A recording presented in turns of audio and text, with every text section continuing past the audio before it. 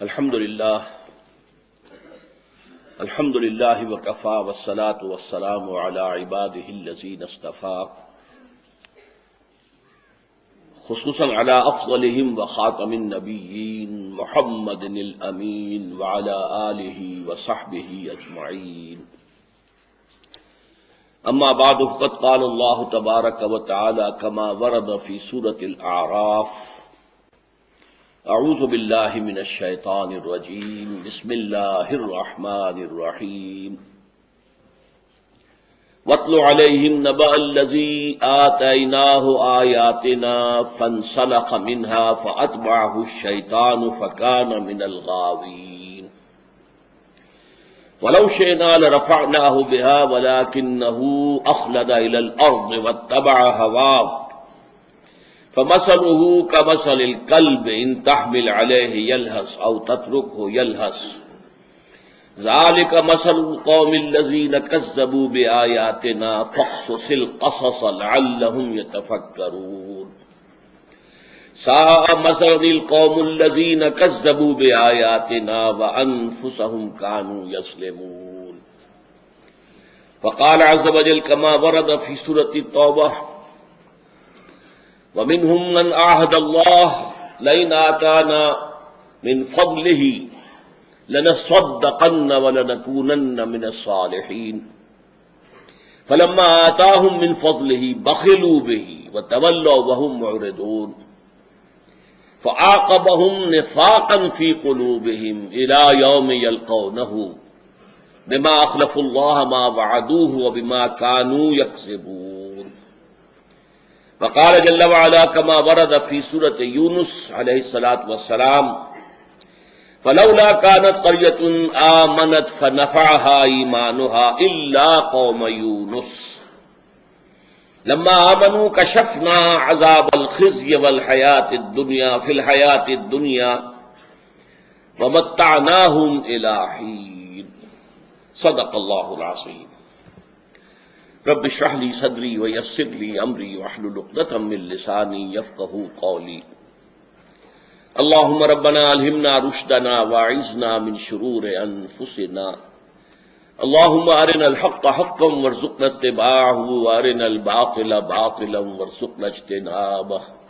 آمین یا رب العالمین. پچھلے اتوار کو آپ کو یاد ہوگا کہ میں نے گفتگو کی تھی ایک عالمی سطح پر، بین الاقوامی سطح پر موجودہ عالمی حالات کیا ہیں اور ان کے پس منظر میں اسلام اور مسلمانوں کا مستقبل کیا ہے. اب آئیے آج کا میرا موضوع کیا ہے. یہ گویا کہ اب ہم گلوبل سیناریو سے نیچے اتر کر پاکستان پر اپنی توجہ فوکس کر رہے ہیں. آج کا عنوان اگر اخباری آپ کے نظر سے گزرا ہے وہ کیا ہے: کیا پاکستان کے خاتمے کی الٹی گنتی شروع ہو چکی ہے؟ تو الٹی گنتی آپ جانتے ہیں نا، کاؤنٹ ڈاؤن، 10 9 8 7 6 5 4 3 2 1، یعنی کہیں ریس شروع کرانی ہو، کہیں تیراکی کا مقابلہ شروع کرنا ہو تو اس طریقے سے، تاکہ 10 جب کہا جائے تو سمجھا جائے تیار ہو جاؤ، اور پھر یہ کہ 1 کے اوپر یہ سٹارٹ. اس طریقے سے کاؤنٹ ڈاؤن کیا واقعی شروع ہو چکا ہے؟ اور کیا اس سے نجات کا کوئی راستہ ابھی کھلا ہے؟ میرا جواب ان دونوں سوالوں کے جواب میں ہے ہاں، واقعتاً پاکستان کے خاتمے کی کاؤنٹ ڈاؤن شروع کی جا چکی ہے، اور واقعتاً ابھی تک کم سے کم ایک راستہ کھلا ہے. وہ کیا ہے وہ میں آپ کے سامنے رکھوں گا.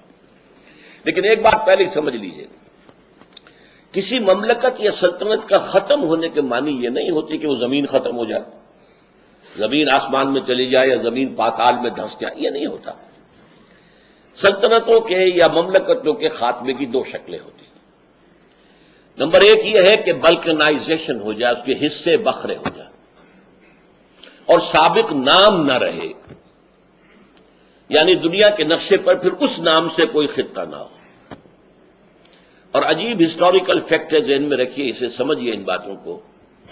پچھلی صدی جو تھی 20ویں صدی عیسوی، وہ اس اعتبار سے عجیب ہے، یونیک ہے، اس کے آغاز میں ایک عظیم سلطنت عثمانیہ بلکنائز ہوئی، ٹکڑے ٹکڑے ہوئی، حصے بکھرے ہوئے، اور سلطنت عثمانیہ کا نام دنیا میں ختم ہو گیا۔ اب نقشے میں آپ کو سلطنت عثمانیہ کا نام لکھا ہوا کہیں نظر نہیں آئے گا، حالانکہ گریٹ آٹومان امپائر جو گریٹ رومن امپائر کی طرح 3 بر اعظموں پر پھیلی ہوئی تھی، پورا شمالی افریقہ، پورا مغربی ایشیا، پورا مشرقی یورپ اس پر قبضہ تھا۔ یہ بلکنائزیشن ہوئی سلطنت عثمانیہ کی، حصے بکھرے ہوئے، لے دے کے ترکوں کے پاس ایک ملک رہ گیا چھوٹا سا ترکی، نام ختم ہو گیا۔ اب آپ کو نقشے پر کوئی ڈھونڈے سے بھی پتہ نہیں چلے گا کہ وہ سلطنت عثمانیہ کہاں ہوتی تھی۔ اور یہ کیا ہوا ہے، عجیب بات پھر میں کہہ رہا ہوں، یہ معاملہ ہوا ہے پچھلی صدی کے آغاز کے 20 سالوں کے اندر تقریباً دوسری دہائی کے خاتمے میں۔ اس کے برعکس پچھلی صدی کے آخری دو دہائیوں میں، اس کے قریب 1979-80 کے قریب، عظیم USSR، عظیم دنیا کی ایک سپریم پاور ختم ہوئی۔ آج دیکھیے دنیا میں کہیں USSR کا نام لکھا ہوا کسی نقشے پہ نظر آتا ہے؟ یہ تو کوئی زیادہ پرانی بات نہیں ہے، 25 برس ہوئے ہیں ابھی۔ USSR ختم، بلکنائزیشن، ٹکڑے ہو گئے، اور آج اب USSR کا کوئی وجود نہیں۔ اسی طریقے سے سمجھ لیجئے کہ پاکستان کا بھی جو ہے امکان ہے کہ یہ صورتحال پیش آ جائے، لیکن مملکتوں کے ختم ہونے کی ایک دوسری شکل بھی ہے، وہ لکیر بھی برقرار رہے، نام بھی برقرار رہے، لیکن اس کی کوئی خود اختیاری نہ ہو، کوئی اس کے اندر سیلف ڈٹرمینیشن نہ ہو، کوئی اس میں اپنے اصولوں کے خلاف کھڑے ہونے کی طاقت نہ ہو، وہ کسی اور بڑی حکومت اور سلطنت کے تابع محمل کی شکل اختیار کر لے، یا اسے آپ کہیں کہ سیٹلائٹ بن جائے، یہ دوسری شکل ہے۔ اور پاکستان کے لیے اس کے مستقبل میں یہ امکان بھی ہے کہ پاکستان بھارت کا سیٹلائٹ بن کر رہ جائے، اور بھارت چاہے تو اس لکیروں کو قائم رکھے، چاہے تو حصے بکھرے کر دے۔ غالباً اس کی مصلحت اسی میں رہے گی کہ زیادہ سردرد مول نہ لے، مختلف صوبے ہوں گے تو ان میں سے ہر ایک سے نمٹنا پڑے گا علیحدہ علیحدہ، بہتر ہے کہ وہ ایک بلاک رہے، ایک اسٹیٹ کی حیثیت سے بظاہر، لیکن اس کی حیثیت بس اتنی ہو کہ نیپال سے 10 گنا بڑا کوئی ملک ہے، بس اس کی حیثیت نیپال سے زیادہ نہیں ہوگی۔ اب آئیے پاکستان کے بارے میں پیشن گوئیاں دنیا میں کیا ہو رہی ہیں۔ سن تو صحیح جہاں میں ہے تیرا فسانہ کیا، کہتی ہے تجھ کو خلق خدا غائبانہ کیا، سوچیے۔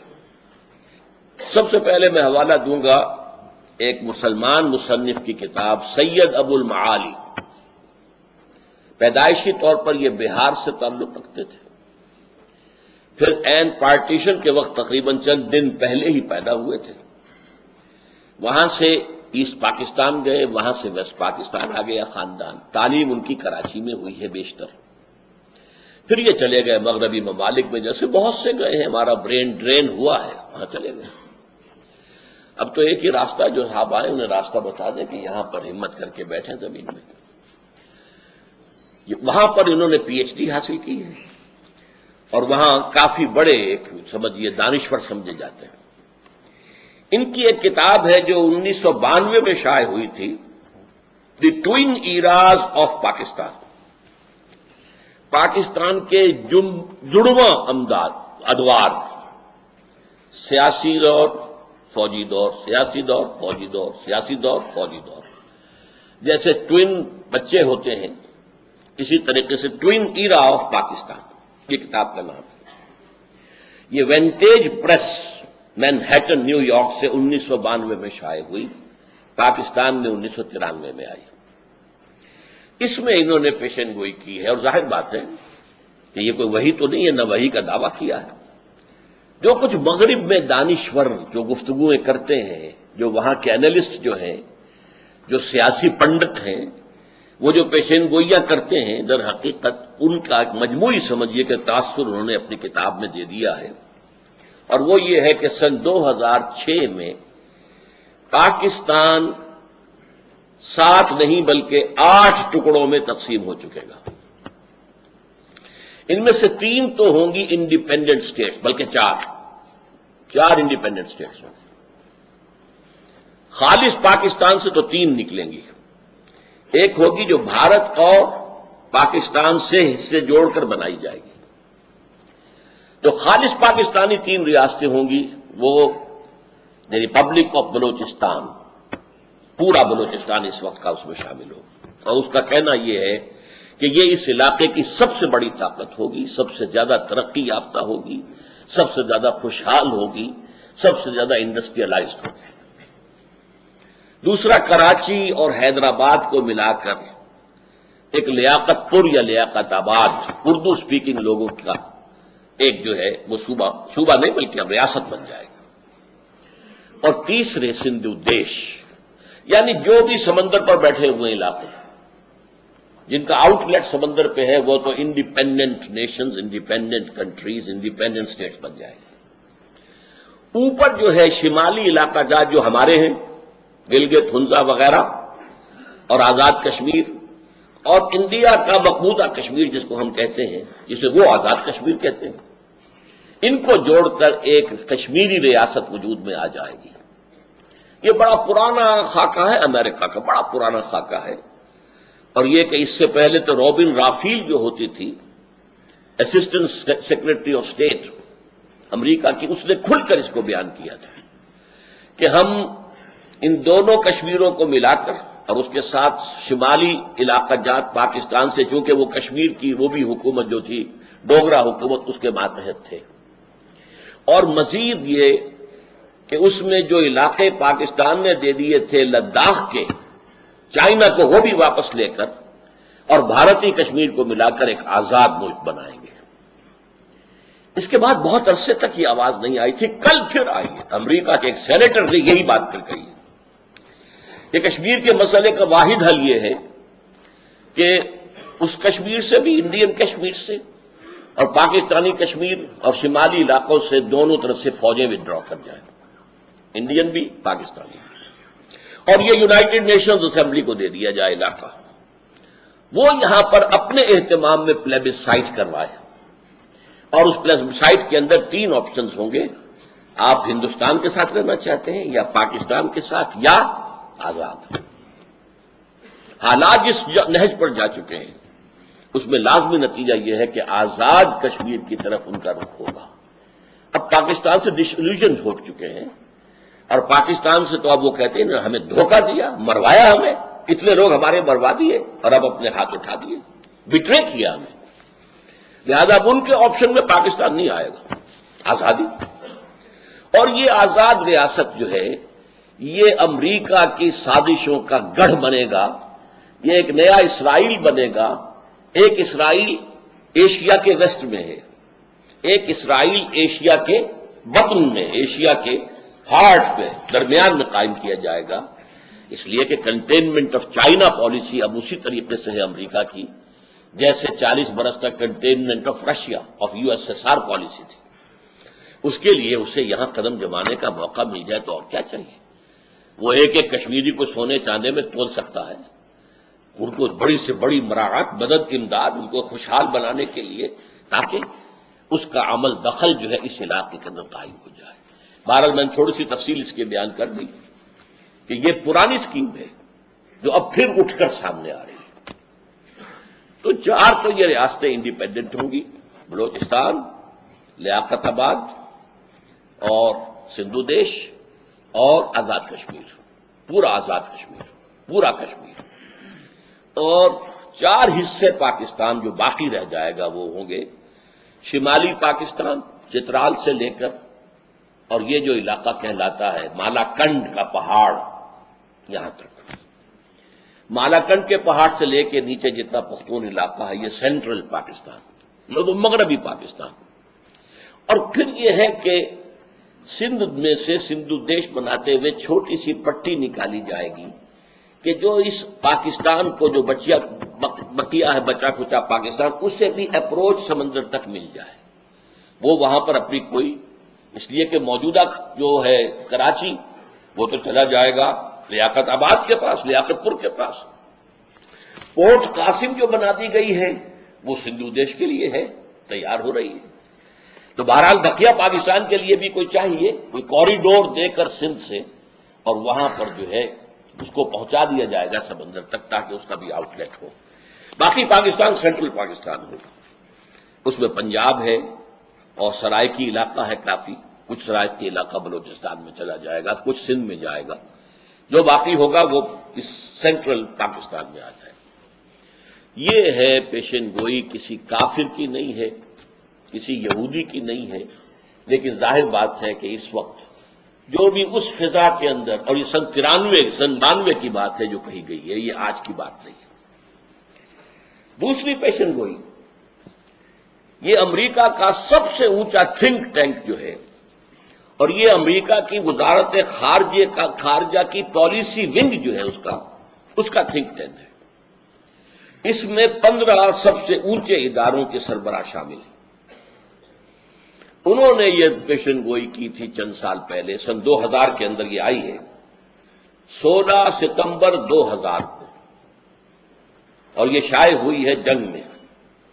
اس میں کہا گیا ہے کہ 2020 میں پاکستان کے نام سے کوئی ملک نہیں رہے گا، گویا کہ وہ حشر کہ جو ہوا تھا سلطنت عثمانیہ کا اور USSR کا، وہ پاکستان کا بھی ہو جائے گا۔ جنگ نے اس خبر کو شائع کیا، سب سے پہلے یہ شائع ہوئی تھی رپورٹ بھارت کے ایک جریدے آؤٹ لک میں، جنگ نے شائع کیا اپنی 16 ستمبر سن 2000 کی اشاعت میں، ساتھ یہ لکھ دیا کہ اسے کسی مجذوب کی بڑھ نہ سمجھا جائے، اس پر جو ہے سنجیدگی سے غور ہونا چاہیے کہ سن تو صحیح جہاں میں ہے تیرا فسانہ کیا۔ تیسری بات، رابرٹ کیلان، ان کا ایک مضمون شائع ہوا نوائے وقت میں، یہ بھی ستمبر کا مہینہ ہی ہے، 20 ستمبر 2000 کو، دی اینڈ آف دی ارتھ۔ اس میں وہ کہتے ہیں کہ پاکستان از اے فیلڈ اسٹیٹ، ہر اعتبار سے یہ ناکام ریاست ثابت ہو چکی ہے، جلد ہی اس میں خانہ جنگی شروع ہوگی اور کیوس اور انارکی پیدا ہو جائے گی۔ اور اس مضمون میں ایک خاص بات جو اس نے کہی ہے وہ یہ ہے کہ پاکستان اور افغانستان یہ گویا کہ ایک یونٹ کی شکل میں ہے۔ یہ ہے، میں نے چند حوالے آپ کو دیے ہیں کہ سن تو صحیح جہاں میں ہے تیرا فسانہ کیا، کہتی ہے خلق غائبانہ، کہتی ہے خلق خدا تجھے غائبانہ کیا۔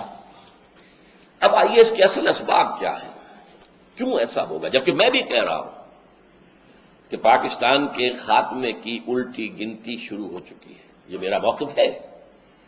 تو اس کے اسباب کیا ہیں، میں ان کو 2 حصوں میں تقسیم کرتا ہوں۔ ایک تو ہے اصلی اور بنیادی، اور نمبر 2 داخلی اور خود کردہ۔ یہ ایک ہی کی تقسیم میں نے کی ہے، جو اصلی ہے، بنیادی ہے، داخلی ہے، خود کردہ ہے۔ یہ خود کردہ کے بارے میں آپ کو وہ مصرع ذہن میں آ گیا ہوگا کہ خود کردہ را علاج نیست، کسی اور نے آپ کے ساتھ کوئی برائی کی ہو تو شاید کوئی اس کا بداوا ہو سکتا، آپ نے خود کی ہو تو اس کا کوئی بداوا نہیں۔ وہ کیا ہے؟ پاکستان کے قیام کا جو اصل مقصد اس کو ہم نے ترک کیا۔ اب یہ ایک بے مقصد ملک ہے، یہ ایسا تیر ہے جس کا کوئی ہدف ہی نہیں۔ وہ تیر نیم کش جس کا نہ ہو کوئی ہدف۔ جو مؤسسین پاکستان تھے اقبال اور جناح، انہوں نے کہا تھا کہ ہم عہد حاضر میں پاکستان اس لیے چاہتے ہیں کہ عہد حاضر میں اسلام کے اصول حریت و اخوت و مسامات کا ایک عملی نمونہ دنیا کے سامنے پیش کریں، عملی نمونہ، تاکہ ایک لائٹ ہاؤس وجود میں آ جائے پورے عالم انسانیت کے لیے، ایک روشنی کا مینار ہو، جیسے کہ بعض جگہ سمندروں کے اندر جزیروں پر بنا دیے جاتے ہیں کہ یہاں سے بچو، یہاں یہ جزیرے ہیں، کہیں ٹکرا نہ جانا آ کر۔ تو یہ چیز جو ہے اس لیے پوری دنیا میں، جبکہ اندھیرا ہے، انسان کو نظام عدل اجتماعی کی تلاش ہے لیکن مل نہیں رہا۔ اس نے بڑی قلعہ بازیاں کھائی ہیں انسان نے، وہ ملوکیت اور جاگیرداری کے دور سے نکلا فرینچ ریولوشن کے ذریعے، تو وہ سرمایہ داروں کی ہتیا پر چلا گیا۔ کیپٹلزم بدترین شکل میں، پہلے جاگیردار مسلط تھا، اب سرمایہ دار مسلط ہے۔ اس کے بعد اس کے رد عمل میں کمیونزم آیا، سرمایہ داری کے خلاف رد عمل میں، وہ بھی ختم ہو گیا۔ اب انسان پھر کھڑا ہوا ہے، اور امریکہ، اس کے الائز اور مغرب اور اس کی تہذیب، وہ سب چاہتے ہیں کہ یہی جو ان کا نظام ہے یہی قائم رہے، دائم رہے، باقی رہے، پوری دنیا میں چھائے رہے۔ سیکولرزم، انٹرسٹ بیسڈ کیپٹلزم، اور شرم اور عفت اور حیا کے تمام تقاضے ختم۔ دوسری طرف اگر کوئی اور نظام نہیں آیا، اسلام سامنے نہ آیا، تو پھر کمیونزم سے ملتی جلتی کوئی شکل دوبارہ دنیا میں آ جائے گی۔ اس کیپٹلزم کے خلاف انسان نے بغاوت کی تھی نا، تبھی تو کمیونزم آیا تھا۔ اور آج جب یہ کیپٹلزم گلوبل ہو رہا ہے، گلوبلائزیشن کیا ہے؟ کیپٹلزم گلوبل فارم کے اندر، تو اس کے خلاف بغاوت ہو رہی ہے۔ جو کچھ کے مظاہرے مخالفانہ ہوئے تھے، جہاں کہیں بھی یہ گلوبلائزیشن کے لیے کوئی میٹنگ ہوتی ہے، سیئٹل میں ہنگامے ہوئے، کرفیو لگا، امریکہ میں کرفیو، توڑ پھوڑ ہوئی، واشنگٹن میں ہوا، ڈیووس میں ہوا، دنیا میں کتنی جگہوں کے اوپر بڑے عظیم مظاہرے ہو چکے ہیں۔ وہ سب مغرب والوں کو معلوم ہے کہ کیا ہو رہا ہے۔ اس کیپٹلزم کے خلاف بھی بغاوت مغرب میں ہوئی تھی، روس میں ہوئی تھی، وہ بھی مغرب کا حصہ شمار ہوتا ہے، اگرچہ مشرقی ملک بھی ہے۔ اور اب جو ہے این کیپٹلزم کے گھر کے اندر جو ہے ایک بغاوت اٹھ رہی ہے۔ لیکن ظاہر بات ہے کہ امریکہ اور اس کی تمام اتحادی قوتیں زور لگا کر چاہیں گی کہ سر کچل دیں، نپ دی ایول ان دی بٹ، اٹھنے سے پہلے اس کا سر کچل دیا جائے۔ اچھا، یہ صرف اقبال اور جناح کا معاملہ جو ہے اس میں تو زیادہ زور تھا اجتماعی نظام پر۔ اسلام کا نظام اجتماعی، اسلام کا سیاسی نظام اور اقتصادی نظام، سماجی نظام، system of social justice as given by Quran. لیکن اس تحریک کی حمایت عوام نے جو کی تھی، اور علماء اور مشائخ نے جو کی تھی، پیر جماعت علی شاہ، پیر صاحب مانکی شریف، تمام تقریباً مشائخ جو تھے وقت کے، وہ سب مسلم لیگ کے ساتھ تھے۔ علماء میں اگرچہ جمعیت علماء ہند اور مولانا مدنی رحمۃ اللہ علیہ یہ پاکستان کے مخالف تھے، لیکن بہت بڑی تعداد علماء کے ساتھ تھی۔ خود علماء دیوبند میں سے ٹوٹ کر شبیر احمد عثمانی رحمۃ اللہ علیہ یہ آ گئے تھے کہ نہیں آ گئے تھے، اور ان کے ساتھی تھے۔ جمعیت علماء ہند سے کٹ کر جمعیت علماء اسلام بنی تھی، اور اس نے جو ہے مسلم لیگ کا ساتھ دیا اور تحریک پاکستان کا ساتھ دیا۔ ان کے پیش نظر کیا تھا کہ اسلامی سزائیں، اسلامی قوانین نافذ کیے جائیں۔ یہ دونوں سامنے رکھیے، کنٹراسٹ ہے۔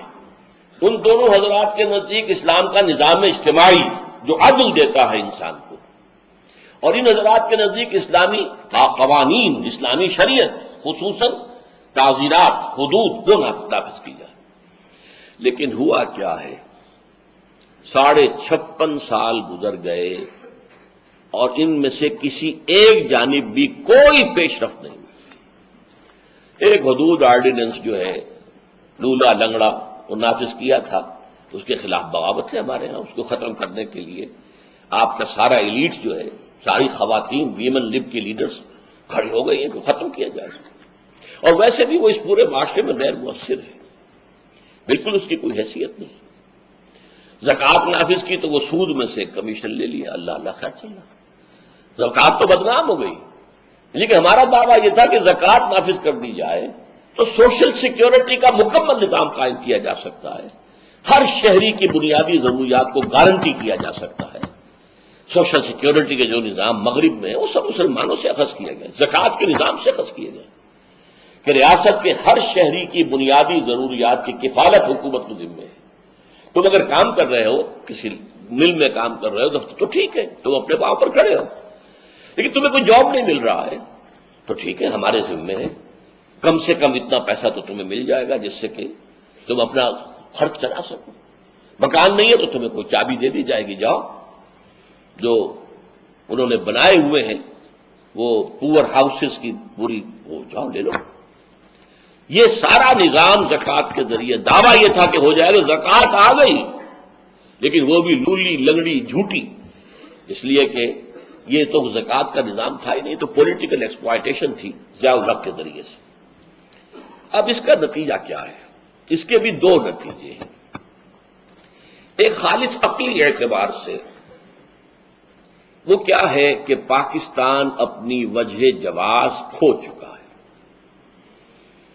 جو مثبت مقصد تھا اس کا، تو 56.5 سال کے اندر آپ نے ادھر پیش رفت نہیں کی، تو اپنا وجہ جواز کھو چکا ہے۔ اسے فارسی کا بڑا پیارا لفظ ہے جو انگریزی میں بھی استعمال ہوتا ہے، ریزان دی عطو، لیکن وہ انگریزی میں ہم پڑھیں گے تو ریزان دی ایٹرے، کسی شے کے وجود کے لیے وجہ جواز۔ کوئی ہے تو کیوں ہے، ہم ہے تو کیوں ہیں، وہ وجہ جواز پاکستان کھو چکا۔ اور ظاہر بات ہے کہ کوئی شے جب اپنی وجہ جواز کھو بیٹھے تو اب وہ ایک ایسی کشتی کے مانند ہے جس کا لنگر ہی نہیں، لہذا کوئی لہر آئے گی ادھر لے جائے گی، کوئی اس کو زوردار اور لہر آ جائے گی ادھر لے جائے گی۔ ہم اس وقت بیس لیس ہے، ہمارا کوئی زمین پر ہمارے قدم نہیں ہے، ہوا میں معلق ہے۔ ہم پر قرآن مجید کی وہ آیات جو ہیں اس وقت جو ہے راست آتی ہیں، جو یہود اور نصارہ سے خطاب کر کے کہی گئی ہیں۔ قل یا اہل الکتاب لستم علی شیء حتی تقیموا التوراۃ والانجیل وما انزل الیکم من ربکم۔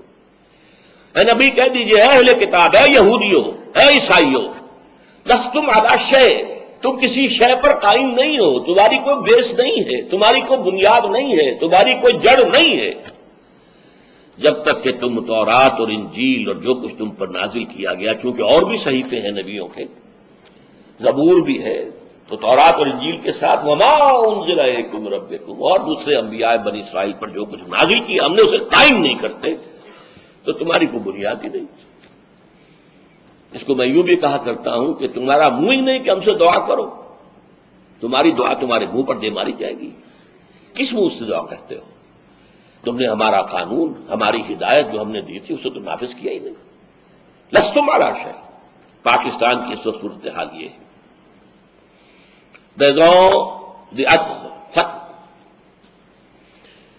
نمبر 2، مذہبی اعتبار سے جب میں اس کو بیان کروں گا تو وہ یہ ہے کہ اللہ تعالی سے ہم نے وعدہ خلافی کی۔ ہم سے کہا تھا اے اللہ ہمیں انگریز اور ہندو کی دوہری غلامی سے نجات دے۔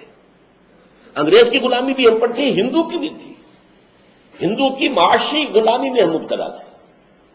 ہندو بنیا ایک گاؤں میں بیٹھا ہوا ہے اور وہ سود پر رقمیں دے رہا ہے اور مسلمانوں کی زمینداروں کی زمینیں ہتھیا رہا ہے۔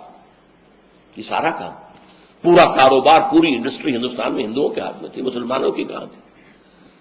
لوگ پاکستان کی برکات جب بیان کرتے ہیں بہت سے دانشور تو کہتے ہیں کہ نہیں، پوری انارکلی بازار کے اندر ایک دکان تھی مسلمان کی، پوری انارکلی میں، جبکہ آبادی میں مسلمانوں کی اکثریت۔ تو یہ حال، ہمارے اوپر 2 غلامیاں مسلط تھیں، ایک غلامی انگریز کی، وہ تھی عسکری، سیاسی، ریاستی غلامی، اور ایک تھی ہندو کی، یہاں تک کہ سماجی غلامی ہندو کی۔ ہندوؤں کے رسوم و رواج، ہندوؤں کے تہوار یہ ہم مناتے تھے، آج بھی مناتے ہیں۔ تو اے اللہ دعائیں تھیں۔ میں چونکہ خود عینی شاہد ہوں، میں نے مسلم اسٹوڈنٹ فیڈریشن کے ایک کارکن اور ایک رہنما بھی آپ کہہ سکتے ہیں، اس لیے کہ میں حصار ڈسٹرکٹ مسلم اسٹوڈنٹ فیڈریشن کا جنرل سیکرٹری تھا، ہائی اسکول اسٹوڈنٹ کی حیثیت سے۔ وہاں فیڈریشن تھی ہی صرف ہائی اسکول کے اسٹوڈنٹس کی، اس لیے کہ کالج تو کوئی پورے ضلع میں تھا ہی نہیں، نو گورنمنٹ کالج۔ ایک کالج تھا بھیوانی، ایک قصبے میں ہندو، جو سیٹھوں کا قصبہ تھا، اس میں ہندو کالج تھا بس۔ باقی ہائی اسکول کی مسلم اسٹوڈنٹ فیڈریشن تھی، اس کا میں جنرل سیکرٹری تھا، حصار ڈسٹرکٹ مسلم اسٹوڈنٹ فیڈریشن۔ ہم نے جلوس نکالے، نعرے لگائے، پاکستان کا مطلب کیا، لا الہ الا اللہ۔ ہم نے دعائیں مانگی جمعوں کے اجتماعات میں، عیدین کے اجتماع میں، اللہ ہمیں انگریز اور ہندو کی دوہری غلامی سے نجات دے تاکہ تیرے دین کا بول بالا کرے، تیرے نبی کا دیا ہوا نظام قائم کرے۔ ہم نے پاکستان، اللہ نے تو وعدہ پورا کر دیا، اور وہ آیت جو ہے سورہ اعراف کی ہے، حضرت موسیٰ سے جب کہا تھا کچھ لوگوں نے، اسرائیلیوں نے، اے موسیٰ آپ کے آنے سے پہلے بھی ہمیں ستایا جاتا تھا، آپ کے آنے کے بعد بھی ستایا جاتا ہے، ہماری حالت میں تو کوئی فرق نہیں آیا آپ کے آنے سے۔ تو انہیں جواب دیا گیا، اللہ تعالیٰ نے جواب دیا، قل اے موسیٰ ان سے کہہ دو عسیٰ ربکم ان یہلک عدوکم، اب قریب ہے وہ وقت کہ تمہارا رب تمہارے دشمن کو ہلاک کر دے، فرعون اور اس کے لاؤ لشکر کو تباہ کر دے، غرق کر دے، وَيَسْتَخْلِفَكُمْ فِي الْأَرْضِ، زمین میں تمہیں حکومت دے، طاقت دے، فَيَنْظُرَ كَيْفَ تَعْمَلُونَ، پھر دیکھے گا تم کیا کرتے ہو۔ اسی امتحان میں ہم 56.5 برس گزار چکے ہیں اور ہم نے اللہ سے وعدہ خلافی کی ہے۔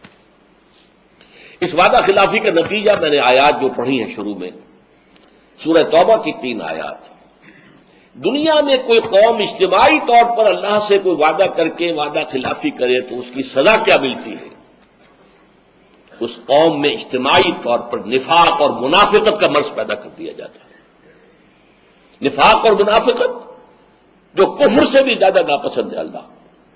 ان المنافقین فی الدرک الاسفل من النار، منافقین جو ہے وہ جہنم کے سب سے نچلے درجے میں ہوں گے، جس کے لیے کہ حضور کی شفاعت سے انہیں محروم کیا گیا۔ استغفر لہم او لا تستغفر لہم لن یغفر اللہ لہم، آپ چاہے استغفار کریں ان کے لیے چاہے نہ کریں، اور سورہ توبہ میں تو ہے ان تستغفر لہم 70 مرۃ، آپ 70 مرتبہ بھی استغفار کریں گے تب بھی ہم معاف نہیں کریں گے۔ وہ ہے منافق۔ چنانچہ ان آیات میں کیا کہا گیا، میں نے بارہا اس کو بیان کیا ہے۔ وَمِنْهُمْ مَنْ عَاهَدَ اللَّهَ، مدینے کے منافقوں میں ایک قسم ان کی ہے جنہوں نے اللہ سے ایک عہد کیا تھا، لَئِنْ آتَانَا مِنْ فَضْلِهِ، اگر اللہ ہمیں اپنے فضل سے نواز دے گا، غنی کر دے گا، دولت مند کر دے گا، لَنَصَّدَّقَنَّ، خوب صدقہ خیرات کریں گے، وَلَنَكُونَنَّ مِنَ الصَّالِحِينَ، اور ہم نیک لوگوں میں سے ہو جائیں۔ فَلَمَّا آتَاهُم مِّن فَضْلِهِ، جب اللہ نے انہیں اپنے فضل سے نواز دیا، بخلوا بِهِ، اب بخل سے کام لیا، تجوریوں کے دروازے مقفل، بخلوا بِهِ، اور انہوں نے اللہ سے اعراض کیا۔ اس لیے اللہ تعالی نے فَعَاقَبَهُمْ نِفَاقًا فِي قُلُوبِهِمْ، اللہ نے ان کے دلوں میں نفاق کی بیماری پیدا کر دی۔ اِلَىٰ يَوْمِ يَلْقَوْنَهُ، یہ خطرناک ترین الفاظ ہیں اس صورت کے۔ وہ نفاق قیامت کے دن تک قائم رہے گا، برقرار رہے گا، نکلے گا نہیں۔ جب یہ میں پڑھتا ہوں، حال عام طور پر میں رک جاتا ہوں، یہ الفاظ ادا نہیں کیا کرتا ہوں۔ عَاقَبَهُمْ نِفَاقًا فِي قُلُوبِهِمْ پہ بات ختم کر دیتے ہیں، آگے کے الفاظ لرزہ طاری کرتے ہیں۔ اِلَىٰ يَوْمِ يَلْقَوْنَهُ، اس دن تک جو ملاقات کا دن ہوگا قیامت کا، اس وقت تک نفاق یہ رہے گا، بما اخلف اللہ ما وعدوہ، بسبب اس خلاف ورزی کے جو انہوں نے اللہ سے وعدہ کیا ہوا اور اس میں خلاف ورزی کی، وبما کانوا یکسبون، اور وہ جو جھوٹ بولتے رہے کہ ہم ایسا کریں۔ تو پاکستانی قوم اس وقت اس اعتبار سے اجتماعی منافقت کا شکار ہے۔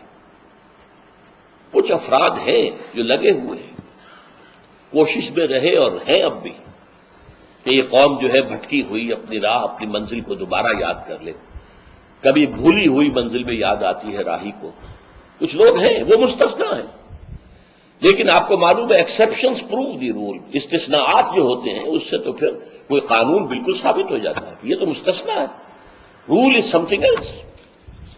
وہ رول کیا ہے؟ آج ہم بحیثیت مجموعی دنیا کی منافق ترین قوم ہے۔ 3 قسم کے نفاق آپ کے ہاں آ چکے ہیں۔ نفاق قومی، پہلے ہم ایک قوم تھے، ہندو کے مقابلے میں ایک قوم، 2 قومی نظریہ، ہندو ایک قوم، ہم دوسری قوم۔ آج ہم نفاق باہمی میں قومیتوں میں تحلیل ہو گئے، اب قومیت ہے۔ 4 تو شروع سے تھی، پنجابی، پٹھان، بلوچی، سندھی، اس میں اضافہ ہوا ہے۔ سرائکی قومیت وہ بھی مدعی ہے، ہماری علیحدہ قومیت ہے۔ یہ نفاق باہمی ہے۔ نفاق کردار، جھوٹ، وعدہ خلافی اور خیانت۔ حضور نے فرمایا آیت المنافق ثلاث، 3 نشانیاں ہیں منافق کی۔ دوسری حدیث میں آتا ہے وَإِنْ صَامَ وَصَلَّى وَزَعَمَ أَنَّهُ مُسْلِمٌ، جس میں یہ تین صفات ہیں، وہ چاہے نماز نہ پڑھتا ہو، روزہ رکھتا ہو اور اپنے آپ کو مسلمان سمجھتا ہو، لیکن وہ منافق ہے۔ اب وہ تین علامتیں کیا ہیں؟ جب بولے جھوٹ بولے، جب وعدہ کرے خلاف ورزی کرے، کہیں امین بنایا جائے تو خیانت کرے۔ یہ تینوں چیزیں ہمارے ہاں عوامی سطح پر جس طرح ہیں وہ تو سب کو معلوم ہے، لیکن جو زیادہ قابل توجہ قابل حذر بات ہے وہ کیا ہے کہ ہمارے ہاں جو جتنا اونچا ہے اتنا ہی جھوٹا، اتنا ہی وعدہ خلاف اور اتنا ہی بڑا خائن ہے۔ اربوں کی خیانتیں ہوتی ہیں، اب وہ سینکڑوں ہزاروں والی بات تو ختم ہو گئی، غبن در غبن۔ اس نفاق کے ہم اس وقت مریض ہیں۔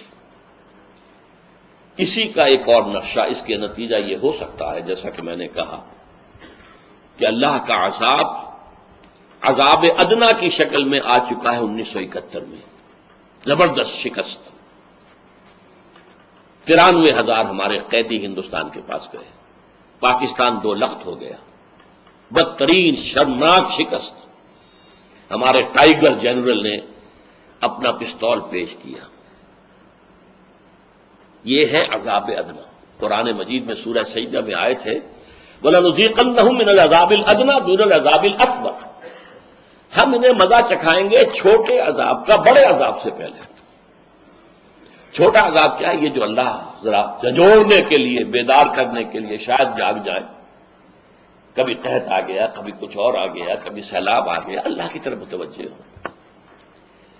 لیکن یہ کہ ہم نے اس عذاب ادنا جو حادثہ تھا اس سے کوئی سبق حاصل نہیں کیا۔ پھر عذاب اکبر ہے جو اب سر پر کھڑا ہوا ہے، اور عذاب اکبر دنیا میں، ایک تو آخرت کا عذاب ہے۔ دنیا میں عذاب اکبر کیا ہوتا ہے؟ کسی قوم کو جڑ سے اکھاڑ دے گا، جو دنیا میں آتا رہا ہے قوموں کے اوپر، قوم نوح پر، قوم ہود پر، قوم صالح پر۔ یہ کون سا عذاب تھا؟ فَقُطِعَ دَابِرُ الْقَوْمِ الَّذِينَ كَفَرُوا، ان کی جڑ کاٹ دی گئی۔ جڑ اگر رہے تو پھر دوبارہ وہ پودا اگ سکتا ہے، جڑ سے اکھاڑ لیا جائے تو اب پودے کے دوبارہ اگنے کا کوئی امکان نہیں۔ یہ بھی الفاظ آئے ہیں لا یرا الا مساکنہم، کہ اب ان کے مسکنوں کے سوا کچھ نظر نہیں آتا۔ قوم سمود کے جا کر وہ محل دیکھ لیجئے جو انہوں نے چٹانیں تراش تراش کر بنائے تھے، ان میں رہنے والا تو کوئی نہیں۔ اور یہ الفاظ بھی آئے ہیں کہ جیسے وہ کبھی آباد ہی نہیں، کأن لم یغنوا فیہا، کوئی تھا ہی نہیں یہاں۔ نسیم منسیہ، وہ عذاب ہے اکبر۔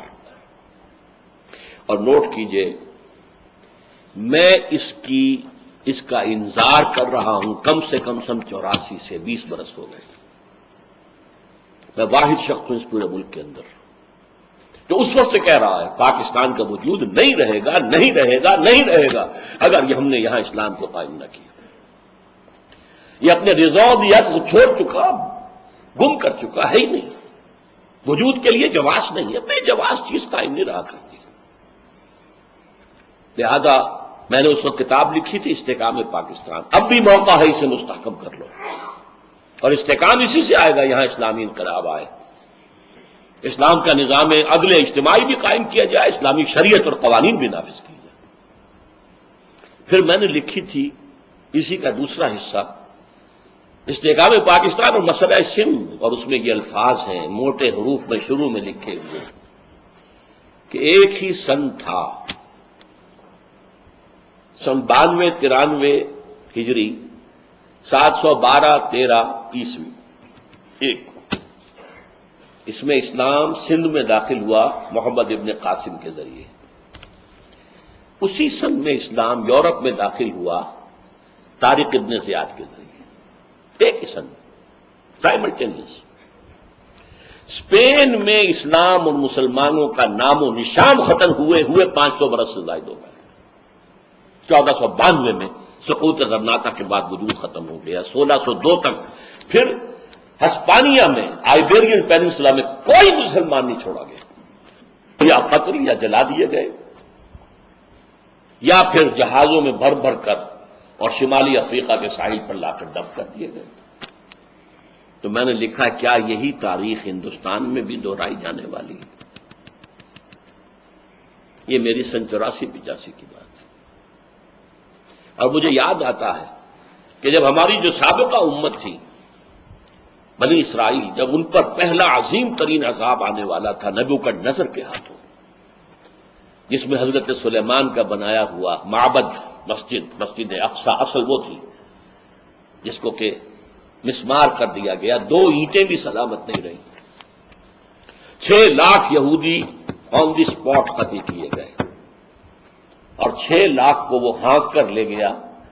اس کو وہ کہتے ہیں ایرا آف کیپٹیوٹی، 100 سال تک وہ بیبیلونیا اس وقت عراق کو کہتے تھے۔ نبوکدنضر جو ہے وہ ایک طرح کا نمرود تھا، عراق کے بادشاہوں کو نمرود کہتے تھے، جیسے مصر کے بادشاہ فرعون کہلاتے تھے۔ تو وہاں نمرود جو ہے ان کو لے گئے، وہاں وہ 100 برس تک کیپٹیوٹی میں رہے۔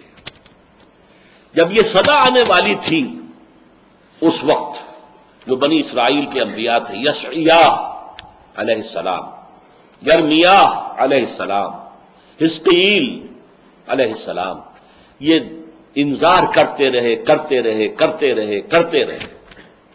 کہتے رہے دیکھو درخت کی جڑ پر کلہاڑا رکھا جا چکا ہے۔ یہ میں غور کرتا رہا، کلہاڑا تو گرتا ہے، رکھا تو نہیں جاتا۔ لیکن بعد میں سمجھ میں آ گیا، آپ نے دیکھا ہوگا کہ چاہے لکڑی پھاڑنے والا ہے، چاہے کوئی اور، چاہے جلاد، پہلے وہ اپنا جو ہے اس گردن پر رکھتا ہے، یعنی یہ کہ مجھے یہاں ضرب لگانی ہے، معین کرتا، پھر اٹھا کر مارتا۔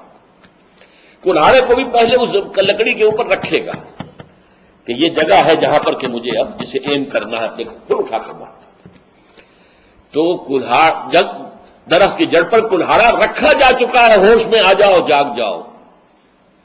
لیکن یہی ہے مرنے والی امتوں کا عالم پیری، کسی کے کان پر جوں نہیں رینگی۔ اور صورت کیا بن گئی، حال ہی کے الفاظ سنا رہا ہوں۔ کسی نے یہ بقرات سے جا کے پوچھا، مرض تیرے نزدیک مہلک ہیں کیا کیا؟ کہا دکھ جہاں میں نہیں کوئی ایسا کہ جس کی دوا حق نے کی ہو نہ پیدا۔ اور یہ حدیث نبوی ہے، ما انزل اللہ من دائن الا انزل لہ دواء، اللہ نے کوئی مرض ایسا پیدا نہیں کیا جس کی دوا نہ اتاری، مگر وہ مرض جسے آسان سمجھے، کہے جو طبیب اس کو ہذیان سمجھے۔ یہی حال دنیا میں اس قوم کا ہے، بھنور میں جہاز آ کے جس کا پھنسا ہے، کنارہ ہے دور اور طوفان بپا ہے، گما ہے یہ ہردم کہ اب ڈوبتا ہے، نہیں لیتے کروٹ مگر اہل کشتی، پڑے سوتے ہیں بے خبر اہل کشتی۔ یہ انداز ہے ہمارا، اور قرآن مجید میں اس کا جو نقشہ کھینچا گیا ہے، وہ جو میں نے پہلی آیات آپ کو سنائی تھی آج، ایک شخص کا ذکر کیا قرآن نے، وَاتْلُ عَلَيْهِمْ نَبَأَ الَّذِي آتَيْنَاهُ آيَاتِنَا۔ اے نبی ان کو ذرا اس شخص کا واقعہ سنا دیجئے جسے ہم نے اپنی آیات عطا کی تھی۔ بعض لوگوں نے ترجمہ کیا آیات کا علم، نہیں، یہ غلط ہے۔ آیات جو ہے معجزوں کو بھی کہتے ہیں، آیات کرامات کو بھی کہتے ہیں، اس لیے کہ نبیوں کے لیے معجزہ ہوتا ہے، خرق عادت، اور غیر نبی کے لیے، اولیاء اللہ کے لیے کرامات ہوتی ہیں۔ تو کوئی صاحب کرامت بزرگ تھا، بہت بڑا جو ہے، کوئی عالم بھی تھا، کوئی روحانی شخصیت بھی تھی، ہم نے اسے اپنی آیات عطا کی، فانسلخ منہا، ان میں سے نکل بھاگا، اپنے اس مقام کو چھوڑ دیا۔ اس کا ذکر آتا ہے تورات میں کہ ایک عورت کے چکر میں پھنس کر پھر اس کی ساری نیکی، سارا تقوی، سارا زہد ختم۔ فَأَتْبَعَهُ الشَّيْطَانُ، تو اب شیطان اس کے پیچھے لگ گیا۔ بڑا اہم جگہ ہے یہ، پہلے انسان خود غلط حرکت کرتا ہے، تب شیطان اس کے پیچھے لگتا ہے، پہلا فیصلہ اپنا ہوتا ہے۔ فَأَتْبَعَهُ الشَّيْطَانُ فَكَانَ مِنَ الْغَاوِينَ، پھر وہ ہو گیا بہت ہی گمراہ لوگوں میں۔ وَلَوْ شِئْنَا لَرَفَعْنَاهُ بِهَا، اگر ہم چاہتے تو اسے اور بلندی عطا کرتے، وَلَكِنَّهُ أَخْلَدَ إِلَى الْأَرْضِ، مگر وہ تو زمین میں دھستا چلا گیا۔ اس کے کیا معنی؟ وَاتَّبَعَ هَوَاهُ، اپنی زمینی خواہشات کی حیوانی خواہشات کی پیروی کے اندر لگ گیا، فمثلہ کمثل الکلب، تو اس کی مثال کتے کی سی ہے، ان تحمل علیہ یلہث او تترکہ یلہث، اس پر اگر آپ کو بوجھ لاد دیں گے تب بھی وہ ہانپے گا، اس کی زبان نکلی رہے گی اور جو ہے اس میں سے راڑ ٹپکتی رہے گی، اور اگر چھوڑ دو کوئی بوجھ نہ ڈالو تب بھی اس کا یہی حال رہے گا۔ اس کے اندر ہرس اتنی زیادہ ہے کہ ہر وقت اس کی زبان لٹکی رہے گی باہر اور راڑ ٹپکتی رہے گی۔ اب فرمایا ذالک مثل القوم الذین کذبوا بآیاتنا، یہ تو ایک فرد کی ہم نے آپ کو مثال سنائی ہے، یہی مثال اس قوم کی ہے جو ہماری آیات کو جھٹلا دے۔